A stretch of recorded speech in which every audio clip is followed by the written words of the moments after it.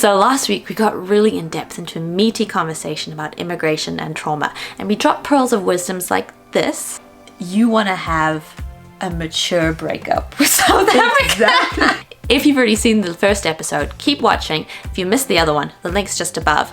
And we have really interesting conversations about how you can immigration-proof your marriage, as well as what are the signs that you should be looking for in case you actually do need to see a hired professional. Let's go.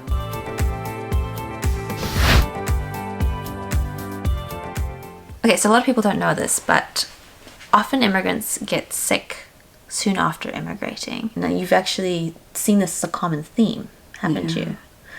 It's more common than not that people do get sick after immigration because it's all the pent-up emotion. Suddenly you can release the pent-up emotion. You want to cry more, your body feels, your stomach feels tight. All those things are suddenly, your body says, I've had it. And the body let go. And that's why it's so important to have self-care, to make sure you have self-compassion, that you take care of what you eat, how much water you drink, all the self-care things. And some of that isn't even just mentally sick. You actually sometimes just have physical breakdowns. Like, I mean, for me, I remember I got sick and my body was weak. I got a flu or something, or a cold. I don't know exactly the details. But I got so sick I ended up losing a ton of my hair. It'd just be like falling out. And I was like... And that's the stress of coming to a new school. You've got to learn a new language. All those things that you've got to do, and your body is not prepared for it. No matter what you do. And it's winter, in the middle of winter. And you also got quite ill, like... afterwards as well, and I mean, thank goodness at that point we were on the Canadian healthcare system. That 3-month period had passed and you were on it. But I mean, a lot of people do get sick. A lot of people get sick, and not only physical but also emotional and mental health. And that's the thing that I think immigrants forget. If your emotional health is not healthy, your whole body suffers. And the piece, where do I go to find help? That's something that's very important. I have another video where I mention that immigration has never saved a marriage, but it's for sure rocked a marriage. I'm curious, like, what can people do to immigration-proof their marriage? Because it's a highly stressful situation and it's trauma that you're going into. Immigration shows the cracks that was probably already there. Okay, so you're not starting at the best place. You can't blame immigration for the marriage when it goes wrong. You can only know that because there's no more any support system that keeps this marriage going with the friendships and the family and the rituals. Back in South Africa. In South Africa. It's no longer here. So if it's not a marriage that's solid and the relationship is healthy and friendly, and you are the two of you on your own with the family, it shows the cracks that was there before the time. Doesn't mean it necessarily breaks. It means that you can now see what it is and you can do something about it. Like, what are the practical steps to help prepare your marriage for immigration? Number one is understand that your marriage will go under. You will be stressed like never before. Okay. When you immigrate. So it's going to happen. You're not going to avoid it. You can't avoid it, because if there's blaming, you blame the one that you love the most. Yeah. And then I guess the other thing is, what do you do? Should you immigrate if one of you wants to and the other doesn't, and someone's like, I don't actually want to do this? What'd you say? What is your opinion? The couple that came into the room. I would never recommend that, because if there isn't unity about taking this big step, can you imagine what you do when it's not what you expect it to be? How much blame and guilt can just become part of the conversation. Dis erg. Ja. So eenheid, voor jy kom, maak seker dat jy eers 'n sak sout klaar opgeëet het before you come to the place of deciding to immigrate. Like, back to immigration, like, how to immigration-proof your marriage. Number one is, it's going to be hard. What's the other? Number two is you should be in agreement that you're going to do this together. What's the next thing you do? What's like point number 3?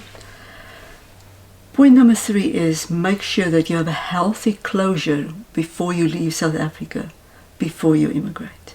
Okay. And then anything else that you can do for your marriage when you're going through immigration to keep it healthy? Believe in one another and believe that your motives are that you want the best for your family, and don't judge the other person. Don't want to go in a long story about that, but believing that the other one wants the best for you and you're in it together, very, very important. There's an interesting thing where I think personally that South Africans don't speak as comfortably about mental health as some of our Canadian counterparts. And I've actually really enjoyed that about Canadian culture, that mental health is at the forefront. So if you do all these things to prepare for immigration and you start to still feel like things are not great, like what are the signs that you should actually be reaching out for professional help? What are the things that you should be looking for in yourself and in your family that's like, I should actually be reaching out to a professional. This is more than I can handle, or just deurdruk. Jy moet jouself goed ken. Okay. Maak seker dat jy weet, know yourself.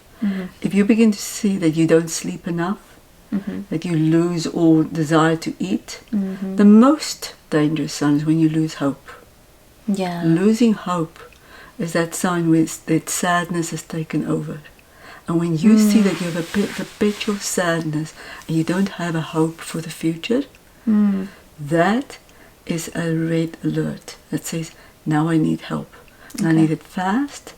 And I probably will not get it with my family, because when we are in family, we might draw one another in the spiral of hopelessness. Okay. That's when you reach out for professional help.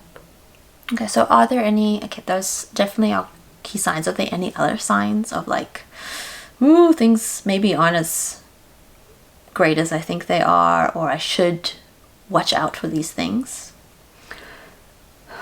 There's a lot of things that you do, but the one that I always ask for is how long have you been sad? And is it longer than 6 weeks? For longer than 6 weeks, I didn't have moments of joy or glimmers of hope.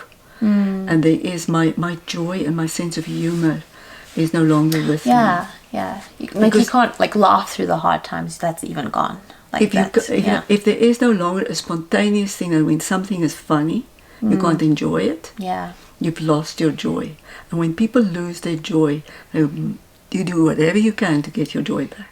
I have this perception, and maybe I'm wrong, that South Africans aren't always the best about mental health. And we've discussed this in the past as well, that maybe it's like the background that South Africans are in this perpetual state of stress and high alert scenarios, that they almost are so desensitized to it that they don't even realize when they immigrate, because immigration doesn't feel like someone's going to try to rob you at gunpoint or anything like that. It doesn't feel like a critical traumatic incident, so they don't put it in the category of I need to reach out for help. There's also another thing. If you've been under a place where for a prolonged period of stress, you get desensitized to the stress. Okay. That becomes part of your life. So when you're no longer there, you are almost creating the stress so that you can feel normal. Really? Because stress felt so normal that you got used to it. And if you're no longer feeling that, you think something is wrong, because why am I no longer afraid? That's like the worst self-sabotage in some ways.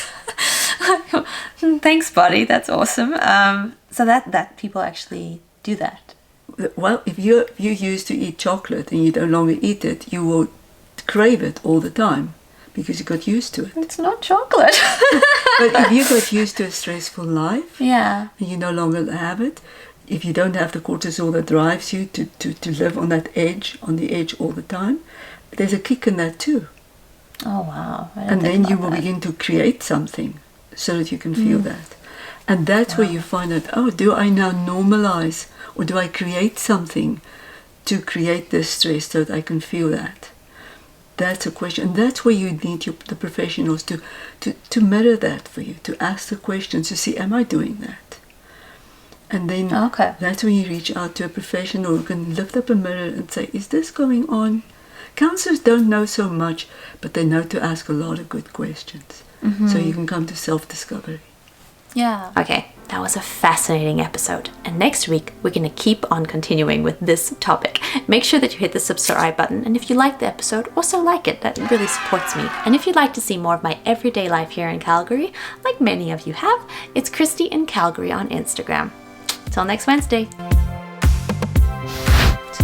So if you're pannenkoeken wat jy kan eet die eerste jaar. You used to eat chocolate and you no longer eat it. You will crave it all the time because you got used to it. It's not chocolate.